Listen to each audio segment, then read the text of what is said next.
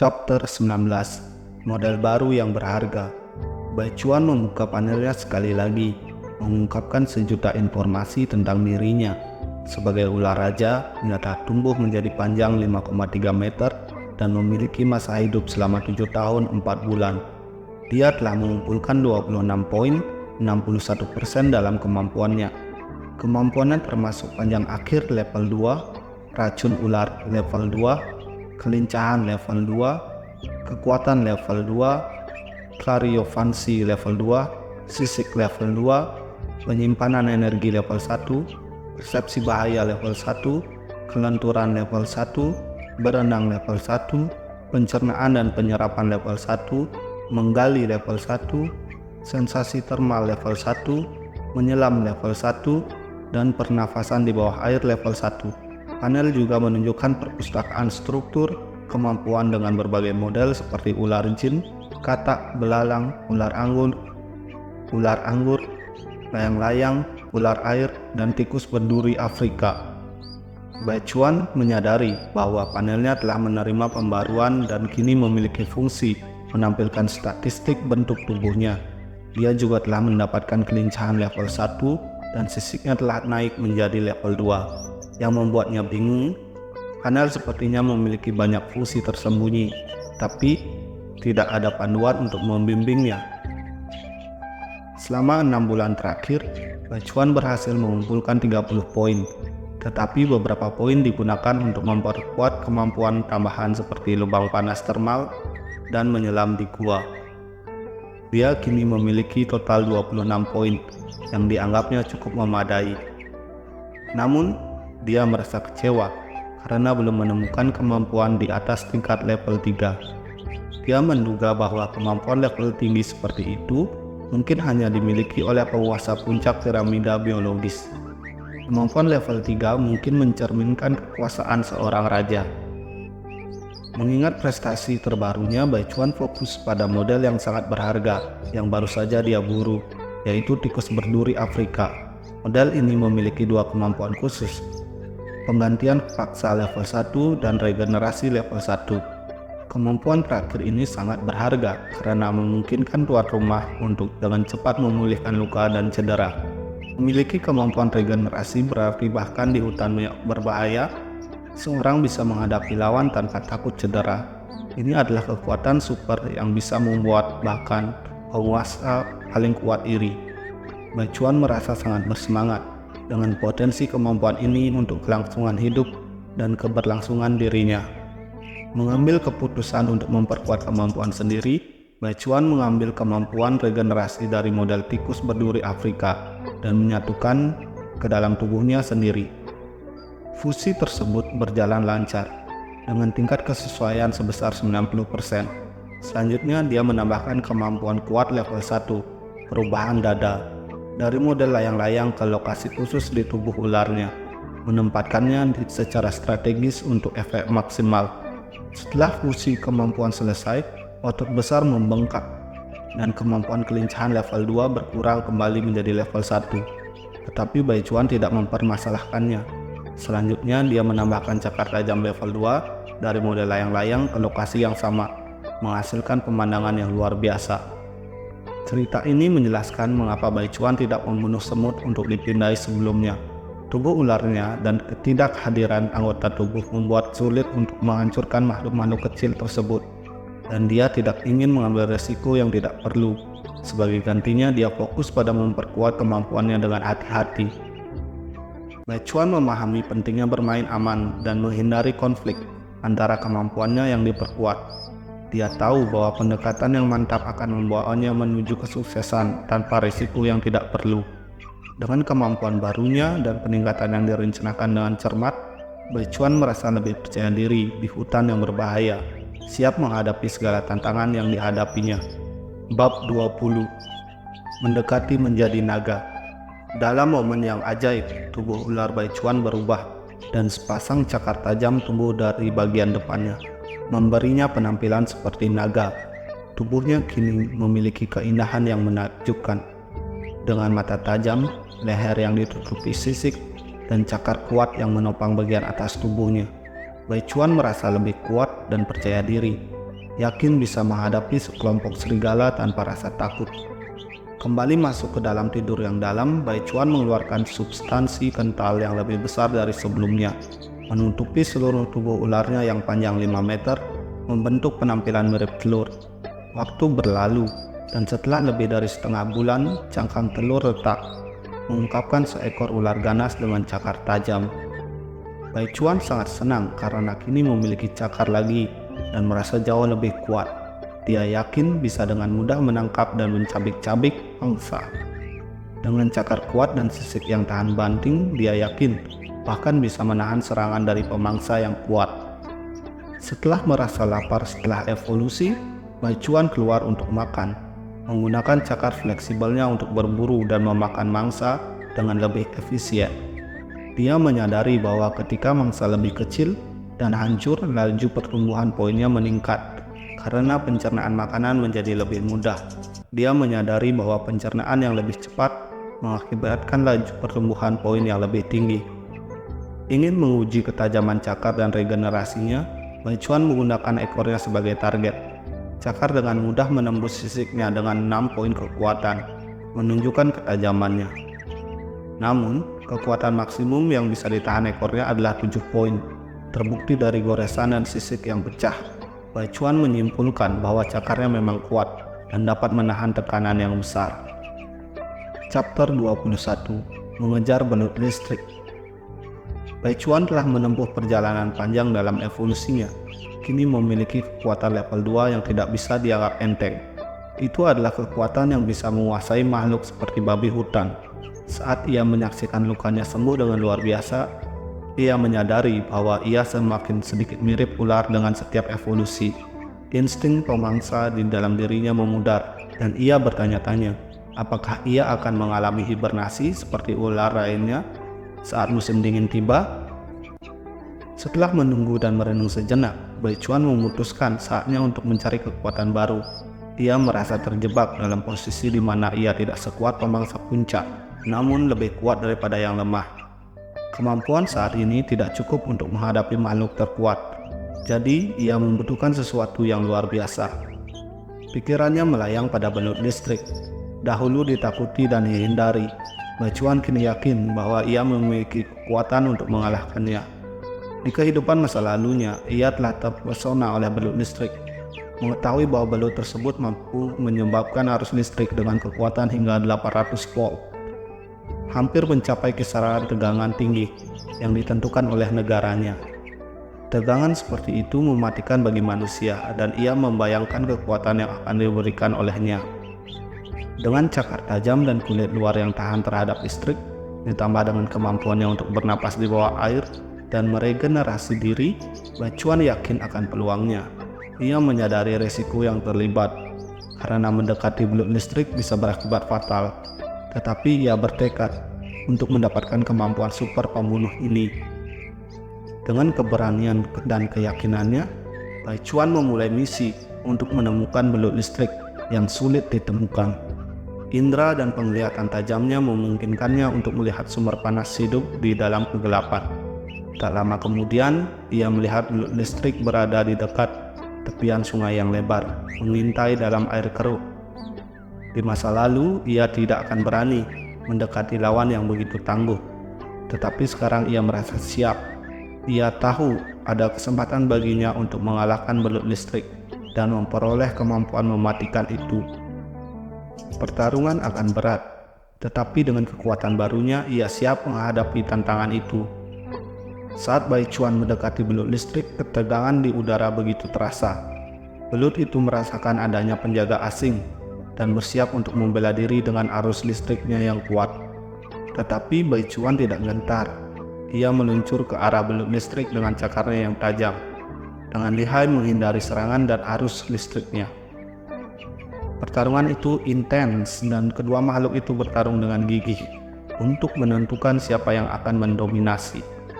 Ketahanan Bai Chuan terhadap sengatan listrik membuat belut itu terkejut. Tetapi belut itu membalas dengan arus energi yang lebih kuat.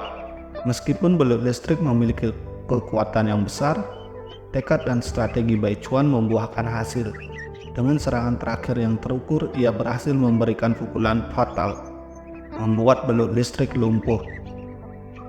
Saat belut listrik menyerah pada lukanya, Bai Chuan merasakan gelombang energi mengalir melaluinya.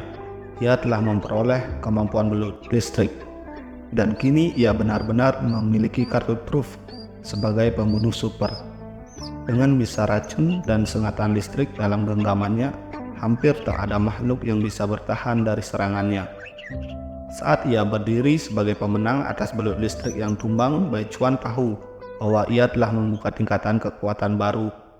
Ia telah melampaui batas sebelumnya dan kini siap menghadapi segala tantangan yang akan datang. Dengan kemampuan belut listrik dalam gudang senjatanya, Bai Chuan adalah kekuatan yang tak bisa dianggap remeh, pemangsa domain di dunia liar ini. Chapter 22, Pertempuran di dalam air.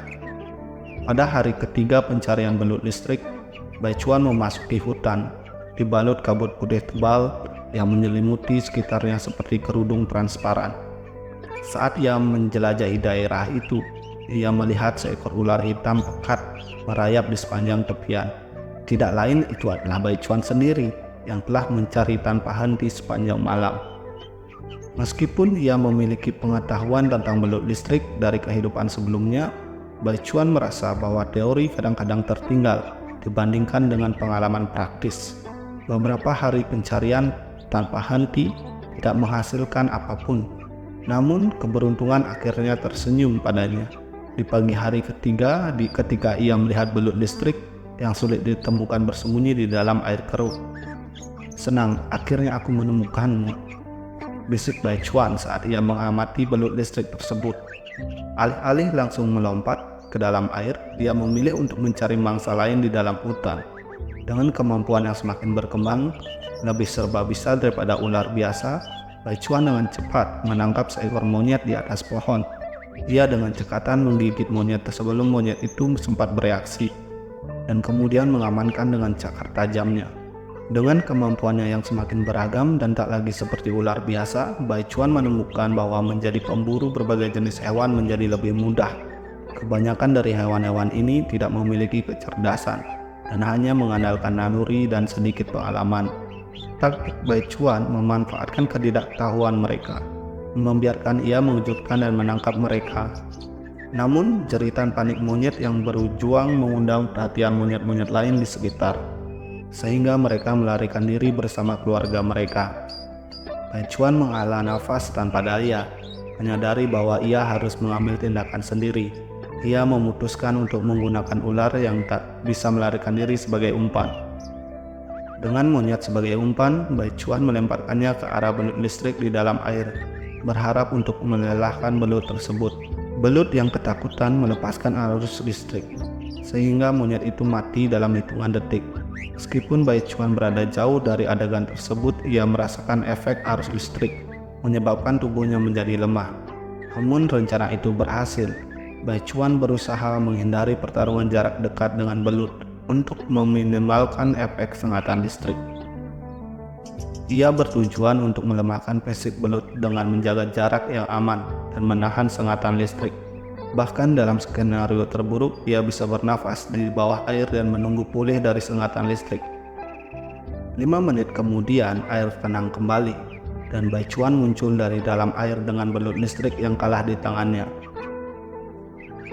Tubuh belut tersebut menunjukkan tanda-tanda kerusakan, tetapi Bai Chuan lega karena berhasil mengalahkannya. Dengan menggunakan cakar yang tajam, ia membuka perut belut dan dengan cepat memakannya. Campur rasa bangga dan puas, Bai Chuan tahu bahwa ia telah mencapai prestasi yang sulit.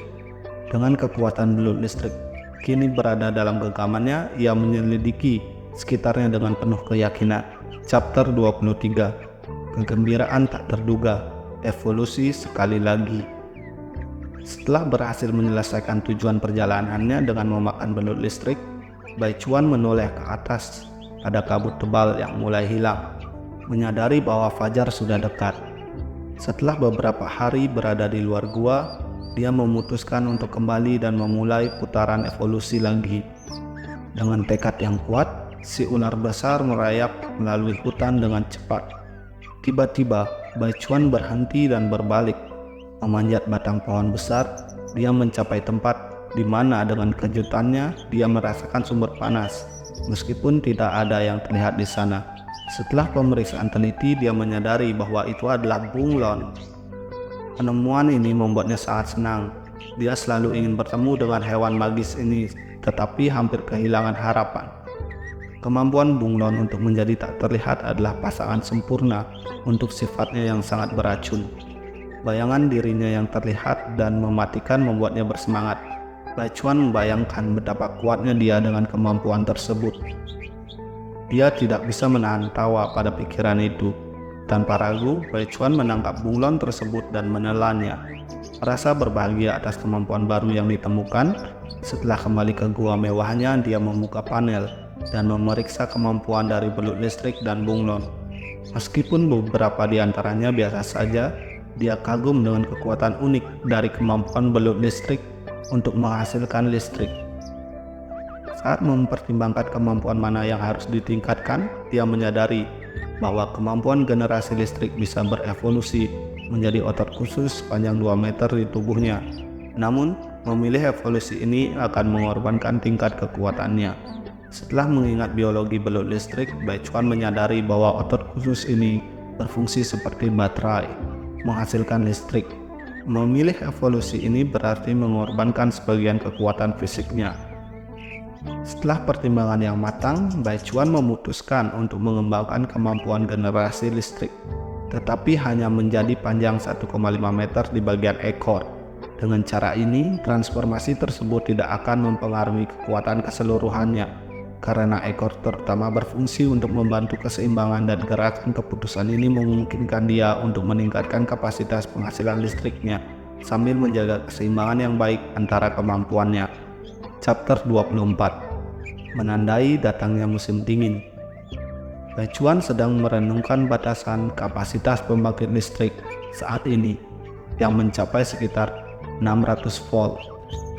Meskipun demikian, dia percaya bahwa itu sudah cukup untuk saat ini. Dia memikirkan apakah meningkatkan kekuatannya akan menyebabkan ukuran tubuhnya menjadi lebih besar sehingga lebih sulit untuk menghasilkan listrik melalui otot-otot kecil di punggungnya. Sadar bahwa kekuatan sejatinya terletak pada racunnya daripada kekuatan fisik, Bai Chuan memutuskan untuk fokus pada kemampuan lainnya. Dia memilih untuk meningkatkan kemampuan pelindung arus untuk mencegah dirinya terkena aliran listrik saat menggunakan kemampuan pembangkit listrik.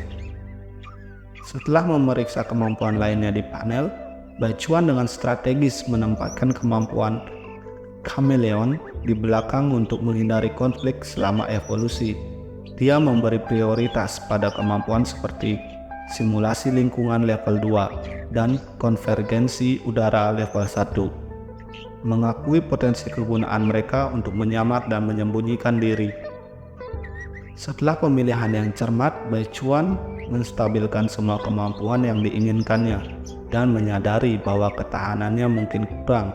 Dia menambahkan ketahanan level 1 untuk menyeimbangkan kemampuannya. Kemudian Bai Chuan memulai proses evolusi dan terjatuh dalam tidur yang dalam. Sebulan berlalu dan musim dingin sepenuhnya tiba. Landscape-nya tertutup salju dan es, dan Bai Chuan mendapati dirinya sedang dikejar oleh seekor serigala buta yang sendirian saat dia kehabisan energi. Kejar-kejaran mereka membawa mereka ke dalam ruang bawah tanah, misterius dengan tulang-tulang aneh yang tersebar di sekitar. Di tengah terdapat sebuah telur raksasa yang retak, mengungkapkan makhluk ular naga yang menakutkan. Pemandangan itu menakut-nakuti serigala, dan instingnya mulai membeku. Makhluk itu menyerang dan kedua hewan itu bertemu akhir yang tragis, tertutup darah. Chapter 25, hilangnya kemampuan berhibernasi. Aku tidur selama sebulan penuh. Musim dingin sudah tiba, tapi mengapa aku tidak merasa perlu berhibernasi? Bai Chuan yang baru saja terbangun dari tidur panjang karena evolusi merasa bingung. Dia jelas ingat bahwa sebelum evolusi masih musim gugur. Setelah menyelesaikan proses evolusinya, Bai Chuan terbangun dan menemukan dirinya berada di tengah musim dingin. Di depannya terdapat seekor serigala tua yang kurus dan seekor kelinci. Hal ini semakin membingungkannya karena sebelumnya ia tinggal di dalam sebuah gua sebelum berubah bentuk. Dari mana serigala dan kelinci ini muncul? Meskipun Bai Chuan masih merasa ragu tentang situasi tersebut, ia melihat kesempatan untuk mencari makan setelah terbangun. Dia menguji kemampuan barunya yang baru berevolusi dan menemukan kemampuan untuk menghasilkan listrik. Namun penggunaannya berulang kali membahayakan cakar tajamnya. Sadar bahwa sejak datang ke dunia ini, dia belum pernah makan makanan yang dimasak. Bai Chuan merenungkan situasinya sambil melihat potongan daging yang setengah matang dan darah yang terbakar di tanah. Setelah meninggalkan gua, ia merasa sesuatu yang aneh. Meskipun cuaca dingin, metabolismenya tidak berlambat, dan ia tidak merasakan dorongan untuk berhibernasi. Ia bertanya-tanya apakah ia telah kehilangan kemampuan berhibernasi, atau apakah ia tidak lagi menjadi hewan yang berubah suhu tubuhnya dengan lingkungan. Selagi Bai Chuan berkelana lebih jauh, ia menemukan kemampuan baru, simulasi lingkungan. Tubuhnya bisa berubah warna sesuai dengan sekitarnya. Meskipun awalnya tampak berjalan secara pasif, namun kemungkinan ia menyadari bahwa ia bisa mengendalikan kemampuan ini secara aktif, mengubah penampilannya sesuai keinginan. Menghargai potensi kekuatan kemampuan ini, ia menyadari bahwa ia perlu mencari tempat untuk berlindung dari angin dingin. Bai Chuan kesulitan mencari lingkungan yang cocok, merasa kehilangan tanpa adanya naluri yang membimbingnya, terutama setelah kehilangan cara berhibernasi. Akhirnya ia menemukan sebuah gua, memasukinya dan mulai memperluasnya agar lebih nyaman. Di dalam gua tersebut, ia menemukan seekor ular lain yang sedang berhibernasi. Ular ini lebih dari 2 meter panjangnya, dengan kepala segitiga dan garis hitam yang jelas, membentuk simbol raja, dan warnanya menyerupai warna bunga kol di ladang sayur. Chapter 26. Mencari ular piton yang berhibernasi. Mata Bai Chuan berbinar-binar kegembiraan ketika ia menemukan penemuan tak terduga. Sebuah gua hangat yang menampung seekor ular raja yang sedang berhibernasi sepanjang 2 meter. Ini berarti ada sumber makanan baru baginya. Dengan tekad yang kuat, Bai Chuan mendekati ular tersebut. Tetapi dengan kejutan, ular Wang Jinse yang seharusnya sedang berhibernasi tiba-tiba bergerak, merasakan bahaya terlambat. Dengan kecepatan kilat, cakar tajam Bai Chuan yang bermuatan listrik meraih Wang Jinse, menyebabkannya bergetar dan melepaskan racun dalam perjuangan putus asa. Dalam waktu sekejap, ular raja tunduk pada serangan tanpa ampun dari Bai Chuan, meninggalkannya tak bernyawa di dalam gua. Puas dengan kemenangannya, Bai Chuan menutupi tubuh ular tersebut dengan salju, berencana menyimpannya sebagai makanan di masa depan. Setelah istirahat sejenak, Bai Chuan merenungkan banyak kemungkinan yang ditawarkan oleh cakar-cakar kuatnya. Namun ia merasa tidak puas dengan gua saat ini dan memutuskan untuk menciptakan yang lebih baik untuk dirinya sendiri. Setelah sehari bekerja keras, ia telah membuat kemajuan yang signifikan pada tempat tinggal barunya. Seiring berlalunya hari musim dingin, cakar-cakar Bai Chuan yang lelah mengingatkannya akan pentingnya istirahat. Ia memutuskan untuk menghabiskan hari musim dingin pertamanya dalam ketenangan, merenungkan apa yang harus dilakukannya setelah bangun dari tidur panjang yang penuh peristiwa. Keesokan harinya Bai Chuan merasa lega melihat bahwa salju telah berhenti. Ia tahu bahwa bertahan dalam dingin menghabiskan lebih banyak energi, dan ia tidak ingin mengambil resiko kehabisan makanan dalam kondisi musim dingin yang menantang. Oleh karena itu, ia berangkat untuk menjelajahi lingkungan musim dingin yang asing baginya. Dengan rencana yang matang, Bai Chuan mencari lokasi berhibernasi potensial, berharap menemukan ular-ular kuat seperti piton. Meskipun besar, ia menyadari bahwa kekuatan, fleksibilitas, dan kemampuan mencekik piton masih belum dimilikinya, dan ia ingin mendapatkan atribut-atribut tersebut untuk meningkatkan kemampuannya lebih jauh.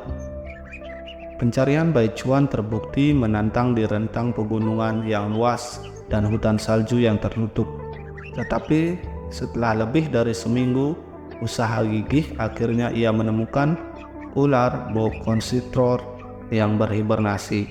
Terdorong oleh kesempatan untuk memperoleh kemampuan ular tersebut dan memiliki sumber makanan yang siap di depan mata, Bai Chuan melihat pertemuan ini sebagai kesempatan untuk pertumbuhan yang luar biasa.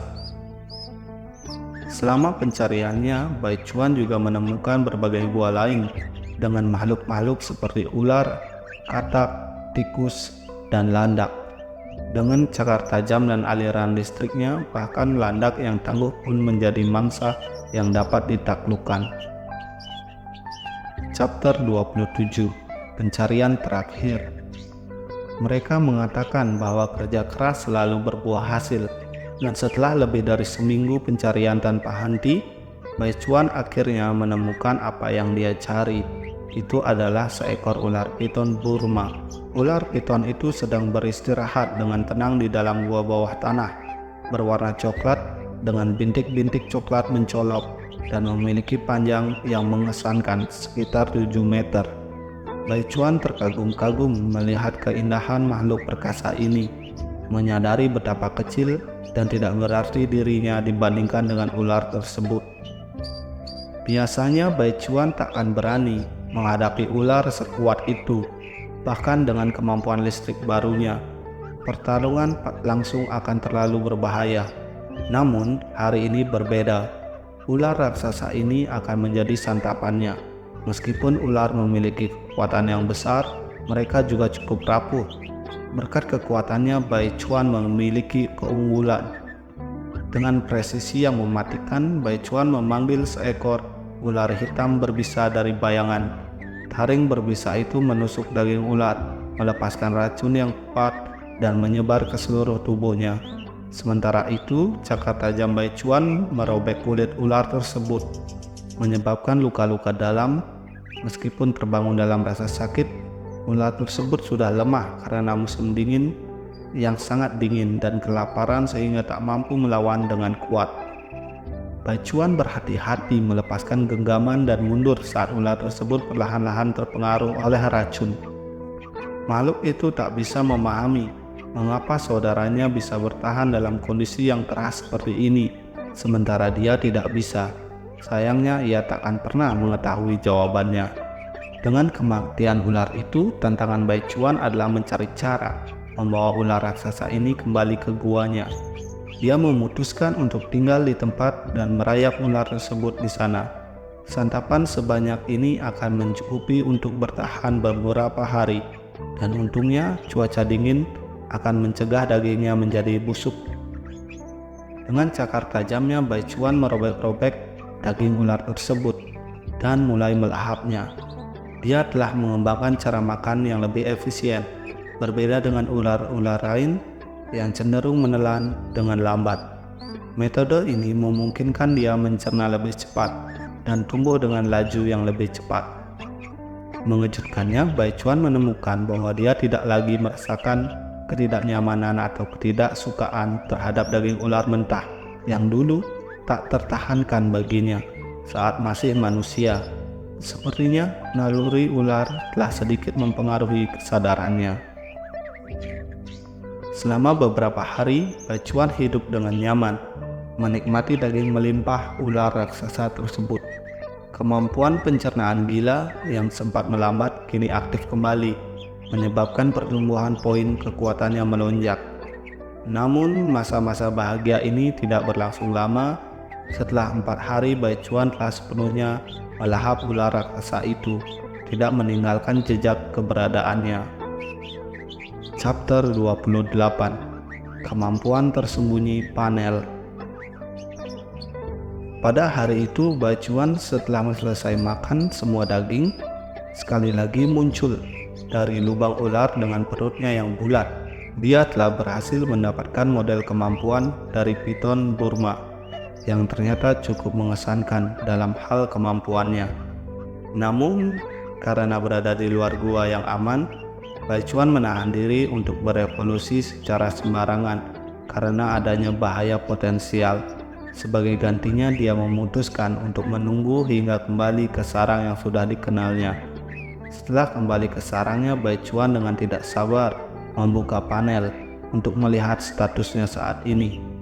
Nama Bai Chuan, ras King Cobra, panjang 5,5 meter, umur 7 tahun 2 bulan, poin 18, dalam kurung 30%.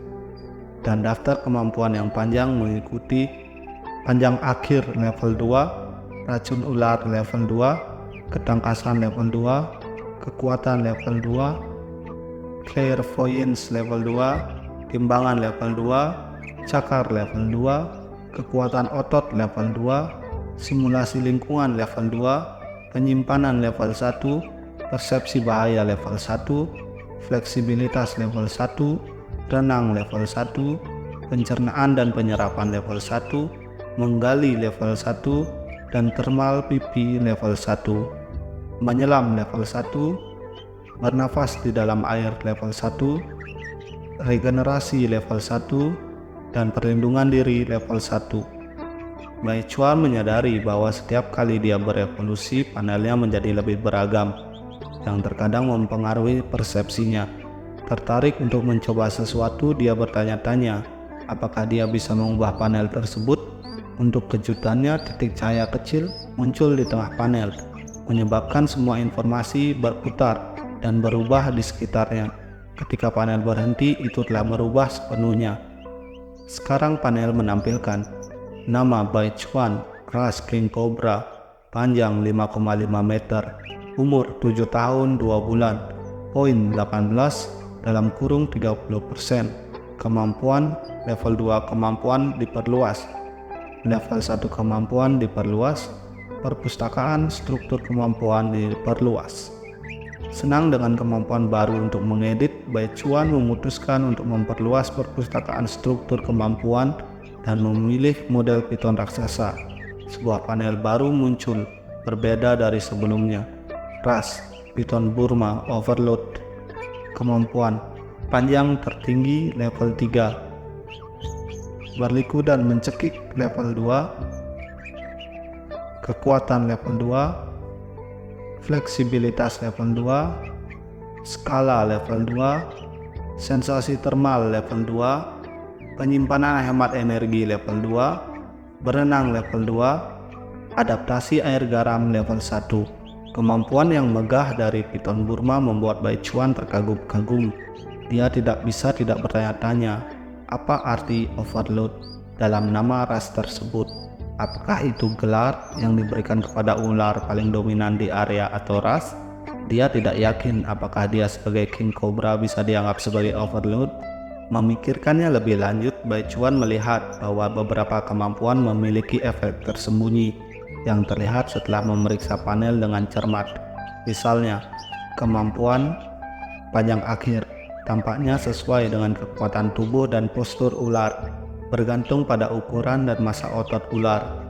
Beberapa kemampuan bisa saling bertentangan atau melengkapi satu sama lain. Bai Chuan menyadari bahwa tubuh padat dan berotot dari Piton Burma memungkinkan integrasi kemampuan yang lancar. Terkesan dengan kemampuan tersembunyi panel, Bai Chuan memutuskan untuk fokus pada memperkuat dirinya lebih lanjut. Dia mulai dengan menyatukan kemampuan level 3 panjang akhir yang menyebabkan tubuhnya membesar dan mengambil bentuk mirip piton dengan otot-otot yang terdefinisi dengan baik.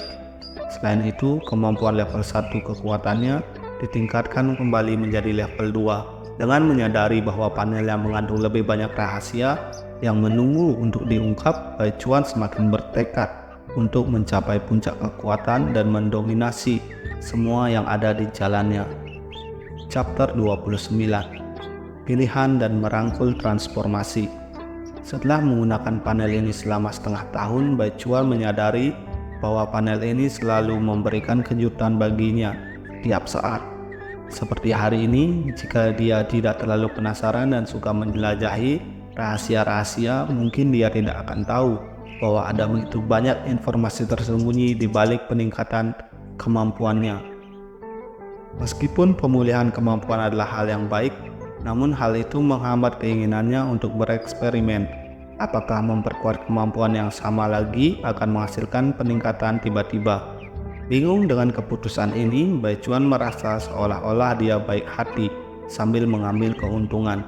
Dia menggaruk kepalanya dan memutuskan untuk fokus memperkuat kemampuan level 2, winding dan struggling, serta fleksibilitas yang merupakan dasar kekuatan seekor ular piton. Kemudian dia menemukan Heat Sensing Lipid level 2, mirip dengan lubang pipi ular berbisa. Bai Chuan ragu, tapi akhirnya memutuskan untuk memperkuatnya dengan harapan meningkatkan jangkauan penginderaan termalnya melebihi radius saat ini, yaitu sekitar 20 hingga 30 meter. Perhatiannya beralih ke kemampuan energi saving storage level 2, dan dia merasa dalam dilema. Dia menyadari bahwa versi level 1 dari kemampuan ini, yakni penyimpanan energi yang unik pada ular, telah menghilang pada suatu saat. Ini bertentangan dengan kebutuhan saat ini, karena sekarang dia memerlukan pencernaan dan penyerapan cepat untuk mendapatkan lebih banyak poin. Meskipun demikian, kemampuan ini telah berguna selama banjir sebelumnya, menyelamatkannya dari resiko menjadi mangsa di tengah hujan dan memberikan keyakinan dalam bertahan hidup. Setelah banyak pertimbangan, Bai Chuan akhirnya memutuskan dengan enggan untuk mengorbankan kemampuan penyimpanan energi tersebut. Dia menyadari bahwa evolusinya akan mengantarkannya menjauh dari kehidupan ular dan menuju menjadi seekor naga mitos. Saat Bai Chuan berevolusi, dia juga memperkuat kemampuan berenangnya menjadi level 2 yang meningkatkan kecepatan berenangnya di dalam air, serta adaptasi di air garam menjadi level 1 yang memungkinkannya bertahan hidup di air laut untuk jangka waktu tertentu. Dengan pilihan-pilihan ini dibuat, Bai Chuan memulai proses evolusinya dengan harapan untuk melepaskan semua sifat seperti ular dan merangkul takdirnya sebagai naga. Evolusi ini berlangsung selama 1,5 bulan, di mana dia merasakan sensasi transformasi yang belum pernah dialaminya sebelumnya. Setelah terbangun, Bai Chuan kagum dengan kelenturan dan kegesitan barunya. Sebelumnya sebagai Raja Kobra, tubuhnya agak kaku, mengandalkan ukuran dan bisa untuk mendominasi sesama ular. Kini, dia menikmati kemampuan bergerak dengan kebebasan yang luar biasa. Selain itu, penglihatan termalnya telah berkembang dengan jangkauan mencapai 100 meter, meningkat dari radius sebelumnya yang hanya 30 meter. Dia tahu kekuatan sejatinya terletak pada matanya, mampu mengunci target bahkan dari jarak jauh. Meskipun transformasinya yang menarik, dia masih harus mengatasi selaput ular yang melekat di tubuhnya yang membuatnya merasa geli tanpa henti. Chapter 30. Kucing terkejut di salju. Selama tahap evolusi ini, tubuh Bai Chuan mulai mengalami pergantian kulit lagi. Kulit ularnya terbelah dengan suara retakan yang mengiringi pergantian kulit. Meskipun itu adalah kulit lamanya, daya pertahanannya tetap tangguh. Proses pergantian kulit membuat Bai Chuan merasa segar dan sensasi gatal dan kesemutan hilang. Bai Chuan kagum dengan keuntungan memiliki cakar yang fleksibel. Sebelumnya pergantian kulit memerlukan mencari celah kecil untuk menggosok, membuat prosesnya sulit dan berantakan. Tetapi sekarang semuanya menjadi mudah, bersih, dan cepat. Setelah pergantian kulit selesai, Bai Chuan terkejut menemukan bahwa ukuran tubuhnya telah bertambah menjadi 6 meter, melebihi ukuran ular kobra raja yang tercatat. Dengan ukuran ini dan kemampuan lainnya, ia merasa percaya diri, terutama karena dia merasa lapar. Di pemandangan bersalju, seekor kelinci putih yang ketakutan dengan kaki patah berlari untuk menyelamatkan diri. Bai Chuan mengikutinya dalam keadaan tak terlihat. Ketika melihat seekor lynx mendekati kelinci yang terluka, Bai Chuan memutuskan untuk menggunakan kelinci itu sebagai umpan untuk menguji reaksi lynx tersebut. Ketika lynx semakin mendekat, Bai Chuan yang tersembunyi dalam keadaan tak terlihat bersiap-siap untuk menyerang. Lynx merasakan sesuatu yang tidak beres, tapi sudah terlambat. Bai Chuan melompat pada Lynx, menyuntikkan racun dari taringnya ke dalam tubuhnya. Lynx tidak dapat melawan karena tubuh ular yang lunak dan tangguh itu membelilit erat tubuhnya. Racun dengan cepat mulai bereaksi.